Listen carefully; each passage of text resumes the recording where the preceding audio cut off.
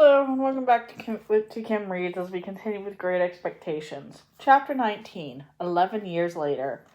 It was 11 years before I returned to England. It was an evening in December, an hour or so before dark, when I quietly pushed open the kitchen door of the house on the marshes. There, smoking his pipe by the fire, was Joe, only a little grayed.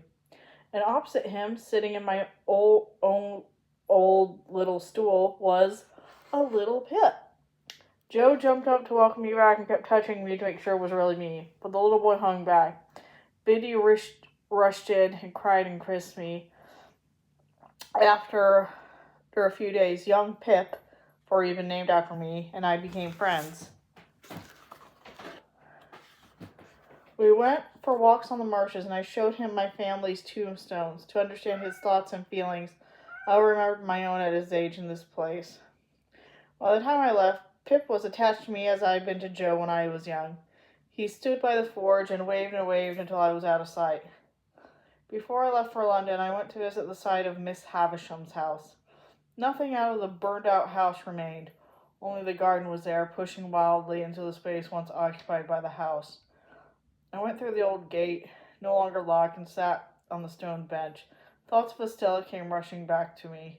I had heard her life with Bentley Drummle had been unhappy enough to cause her to leave him, and I had heard that he had been killed in a riding accident soon after. But that had been 2 years ago, and perhaps she had since remarried. I wandered farther back into the garden, which looked stripped and desolated in the winter air. The figure of a woman stood forlornly in the moonlight, and hearing my footsteps, she turned. We recognized one another at the same time. "Estella!" I cried out and rushed to her. "I am greatly changed, Pip," she said softly. "It is a wonder that you recognized me." The youthful freshness was indeed gone, but she had kept the majesty and charm of her beauty. Her proud eyes were changed also, and now held a soft, saddened look. We sat down on a bench, and I had asked if she came here often. "No, I came here tonight for the first time to say goodbye to the place. This property was my last possession. I have sold it. Do you still live abroad, Pip?" I told her of my partnership with Clarriker and Company, and she seemed pleased. "I have thought of you often," said Estella. "For a time I could not bear to think anyone of you, of your love, and I had thrown away my ignorance, but I have now given it a place in my heart." She smiled gently.